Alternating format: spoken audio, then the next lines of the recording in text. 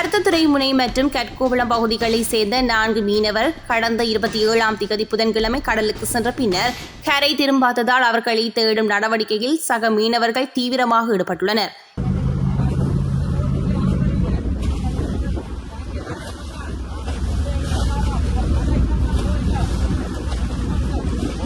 பருத்தித்துறை முனை பிரதேசத்திலிருந்து 28ஆம் தேதி அதிகாலை கடற்தொழிலுக்கு சென்றபோது கடல் சீற்றம் காரணமாக 2 படகுகள் 4 மீனவர்கள் காணாமல் போயிருக்கிறார்கள். உண்மையாகவே அந்த பிரதேசத்தில் பொறுப்பாக இருக்கின்ற எம்பி ராஜீவன் அவர்கள் அங்கே இருக்கிற அமைப்பாளர்கள் அவரிடம் தெரிவித்து எனக்கும் தொடர்பு கொண்டு அவர் தூரிடம் சென்றிருந்தபடியால் என்னை உடனடியாக செல்லும்படி கேட்டிருந்தார். அதற்கமைய துறை முனை பிரதேசத்துக்கும் அவர்களது வீடுகளுக்கும் சென்று அங்கே கதைத்திருந்தேன். அன்று உடனடியாகவே கடற்படை அதிகாரிகளுக்கும் தொடர்பு கொண்டு அந்த இடத்திலிருந்து தெரிவித்திருந்தேன். அந்த இடத்தில் மீனவர் சங்கத்தால் ஒரு GPS லொக்கேஷனும் தரப்பட்டிருந்தது. அதை அந்த GPS லொக்கேஷனையும் நேவிக்கு அனுப்பியிருந்தோம். ஏனென்றால் கடல் என்பது ஒரு பரந்த தேசம். ஒரு இலங்கையை விட எமது பிரதேசம் 8 மடங்கு கடல் எல்லையை கொண்டிருக்கின்றன. இப்படித்தான் யாழ்ப்பாணத்திலிருந்து பெரிய ஒரு பிரதேசம். அவ்வாறு ஒரு விபத்து ஏற்பட்ட போது நேவியும் கடற்படையும் உடனடியாக விரைந்து அமைச்சரின் வேண்டுகோளுக்கிணங்க கொழும்பிலிருந்து ரோன் விட்டு செக் பண்ணியிருந்தார்கள். அப்போது இனம் காணப்படவில்லை அவர்களை. அதன் பிறகு கடற்தொழிலாளர்களும் 29ஆம் தேதி அங்கே சென்று பார்த்திருக்கிறார், இன்னும் காணவில்லை. அதே நேரம் நெடுநாள் படகான இன்றைய தினம் எமது கடற்தொழிலுக்கு பொறுப்பாக இருக்கின்ற பிரகாஷ் தோழர் அவர்கள் காலமையிலிருந்து அப்பிரதேசத்தில் தொழிலாளருடன் நின்று கதைத்து அவர்களுடன் வீட்டிலிருந்து என்னுடன் தொடர்பு கொண்டு கதைத்திருந்தார். அதற்கமைய நெடுநாள் படகு இந்தியா எல்லைக்கு செல்வதற்கான அமைச்சரின் அனுமதியை பெற்றுக் கொடுத்திருக்கிறார்கள். இந்திய அரசாங்கத்துடன் கதைத்து எமது பிரதேசம் ஏனென்றால் கடல் சீற்றமாக இருப்பதால் எமது பிரதேசத்தில் இனங்காணப்படாது. ஏனென்றால் கடல் அடித்து இந்தியா எல்லைக்கு கொண்டு போய் சென்றிருக்க முடியும் என்று நம்பகமைய இந்தியா எல்லையை தாண்ட முடியாது என்றவையால் இந்திய அரசாங்கத்துடன் கதைத்து உடனடியாக அனுமதியை பெற்று 2 படகுகள் நெடுநாள் படகுகள் இந்தியா எல்லைக்கு சென்றிருக்கின்றன. நமக்கு தெரிந்த உடனேயே அனைத்து நடவடிக்கையும் எடுத்திருந்தோம். கடற்தொழில் கேப்டனுடன் கதைத்திருந்தோம். ஜாழ் மாவட்டத்துக்கு பொறுப்பாக இருக்கின்றவர்கள் நேரடியாக அங்கே நின்று அவர்கள் உறவினருக்கு முன்னால் தொடர்பு கொண்டு கதைத்து அவர்கள் தந்த GPS லொக்கேஷனையும் அனுப்பியிருந்தோம். அவர்கள் தந்த GPS லொக்கேஷன் முதல் கட்டமாக பிழையாக இருந்திருக்கிறது, பிறகு சரி செய்யப்பட்டு அனுப்பப்பட்டிருக்கிறது. ஏனென்றால் ஒரு இடத்தை சுட்டி காட்டும் போது நீரோட்டமானது அதிலிருந்து அகன்று செல்லும். ஏனென்றால் ஒரு இடத்துல ஒரு பொருள் கடலில் இருக்காது, இதில் தாண்டாந்திரத்தில் இருக்காது. கீழால் நீரோட்டத்தை அரைக்கி வேறு திசைக்கும் கொண்டு போயிருக்கலாம்.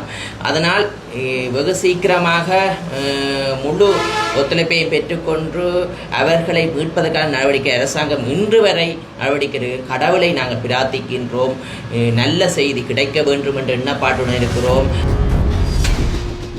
யாழ்ப்பாணம் தையிட்டியில் அமைக்கப்பட்டுள்ள திஸ்ஸவிகாரைக்கு எதிரான போராட்டம் இன்றும் தொடர்ந்து நடைபெற்று வந்துள்ளது.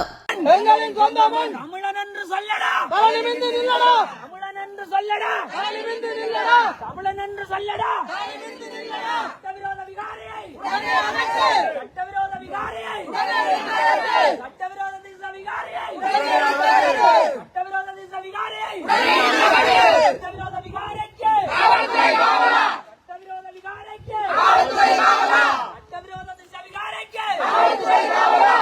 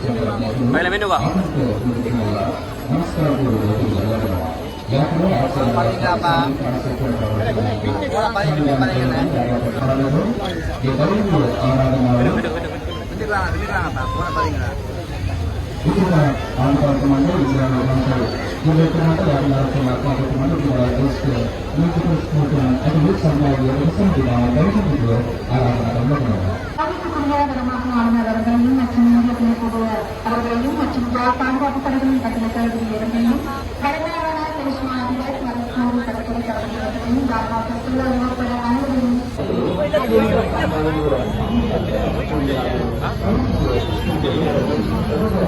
வடபகுதி கடற்படை தளபதிகளுக்கும் மாவட்ட செயலாளர் நலர்களுக்கும் மற்றும்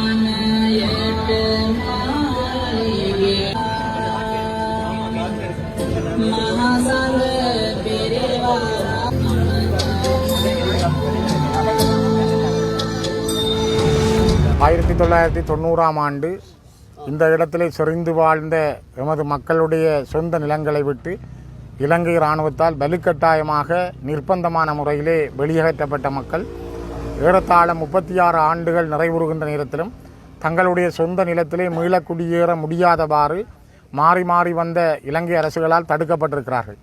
யுத்தம் முடிந்து ஏறத்தாழ 17 ஆண்டுகள் முடிவிட்டிருந்தாலும் இந்த வலிகாமம் வடக்கு யாழ்ப்பாணத்தினுடைய வலிகாமம் வடக்கு பகுதியில் இருக்கின்ற கிட்டத்தட்ட 2400 ஏக்கர் வரையான காணி பகுதிகள் இன்னும் அந்த சொந்த மக்களிடம் கையளிக்கப்படவில்லை. இதிலே போராட்டம் நடத்துகின்ற மக்கள் இன்றும் பல நண்பர்கள் அல்லது உறவினர் வீடுகளில் அகதி முகாம்களிலே வாழ்ந்து கொண்டிருக்கிறார்கள். இப்பொழுது கூட பொறுப்பெடுத்து கொண்டு 2 ஆண்டுகளை நெருங்குகிற அனுர அரசு கூட கூறியிருந்தார்கள், நாங்கள் வந்தவுடன் அந்த மக்களை சொந்த இடங்களிலே குடியேற்றுவோம் என்று. இப்போ நாங்கள் நின்று பேசுகின்ற இந்த இடத்தில் கூட பல மக்கள் வாழ்ந்த பிரதேசங்கள் இராணுவத்தினுடைய தோட்ட நிலங்களாக, இராணுவத்தினுடைய சிஎஸ்டி என்கிற சிவில் பாதுகாப்பு பிரிவினர் தோட்டம் செய்கின்ற, மரக்கறி வியாபாரம் செய்கின்ற, கடைகள் நடாத்துகின்ற இடமாக இருக்கிறது தவிர இது ஒரு பாதுகாப்புக்கு குந்தகமான அல்லது பாதுகாப்புக்கு தேவையானதும் அல்ல.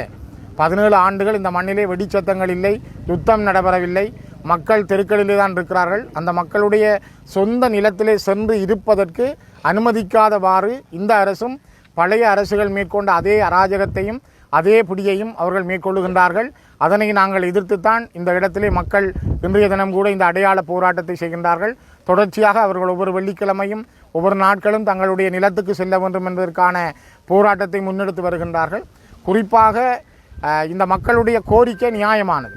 மனித உரிமை ஆர்வலர்கள், சர்வதேச சமூகம் கூட இந்த இடங்களை வந்து பார்த்தால் தெரியும், இங்கு இராணுவத்துக்கு தேவையான நிலங்கள் அல்ல, அவருடைய முகாம்கள் தவிர்ந்த ஏனைய இடங்களை உடனடியாக விடுவித்து அந்த மக்கள் தங்களுடைய சொந்த நிலங்களிலே குடியேறி தாங்கள் தோட்டம் செய்து வாழக்கூடிய நிலை உருவாக்கப்பட வேண்டும்.